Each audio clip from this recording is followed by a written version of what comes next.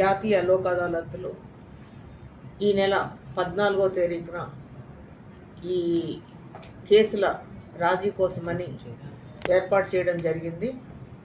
ఈ జాతీయ Lok అదాలత్లో civil cases కానీ క్రిమినల్ కేసెస్ కానీ మీరు ఇరు పక్షాలు రాజీ పడినట్టయితే వాళ్ళకి కేసు కొట్టివేయడం కానీ కేసుని వారు అనుకున్న కండిషన్స్ తోటి టర్మ్స్ తోటి డిగ్రీ ఇవ్వడం కానీ జరుగుతుంది.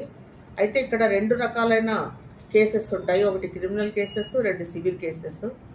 క్రిమినల్ కేసెస్ సంబంధించి అన్ని కేసులు మనం రాజీ పడలేము. కొన్ని కేసులు చిన్న చిన్న కేసులు ఏవైతే రాజీ పడడానికి అర్హత ఉన్న కేసులు మాత్రమే మనం ఇక్కడ, అది కూడా కంప్లైనెంట్ ముద్దాయి ఇరుపక్షాలు రాజీ పడితే ఆ కేసుల్ని మేము సెటిల్ చేస్తాము. అదే సివిల్ కేసులలో అయితే ఏ కేసు అయినా సరే ఈ కోర్టులలో పెండింగ్ ఉన్న కేసులు వారు ఇరుపక్షాల వాది ప్రతివాదులు రాజీ పడినట్టయితే వారి కేసుని ఈ లోక్ అదాలత్కు మేము రిఫర్ చేసి ఇక్కడ వాటిని పరిష్కరించడం జరుగుతుంది. మీ అందరికీ తెలుసు, లోక్ అదాలత్లో పరిష్కారమైన కేసుకి అప్పీల్ ఉండదు. సో అదే ఫైనల్గా ఉంటుంది. కాబట్టి ఈ ఎవరైతే ఈ కేసులు పెండింగ్ ఉన్న వాళ్ళకి టైము మనీ 2 కలిసి వస్తాయి.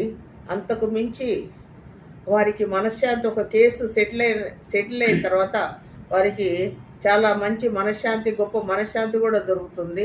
మనం పిల్లలకి ఆస్తులు ఇవ్వచ్చు, కానీ ఇట్లాంటి కేసులు మన సెకండ్ జనరేషన్ కూడా మనం అందివ్వడం కరెక్ట్ కాదు.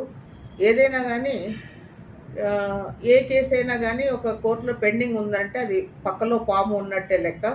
సో దాన్ని వీలైనంత వరకు సెటిల్ చేసుకోవడం మంచిది.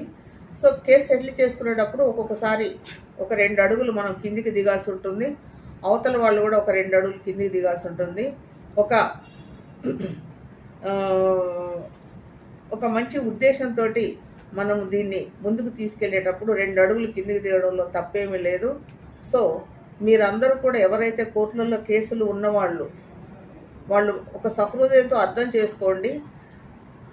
మీకు అవతల వాళ్ళకి కూడా ఇరు వర్గాలకి ఉపయోగపడేటటువంటిది ఈ సెటిల్మెంట్ అనేది, లోక్ అదాలత్ సెటిల్మెంట్ అనేది.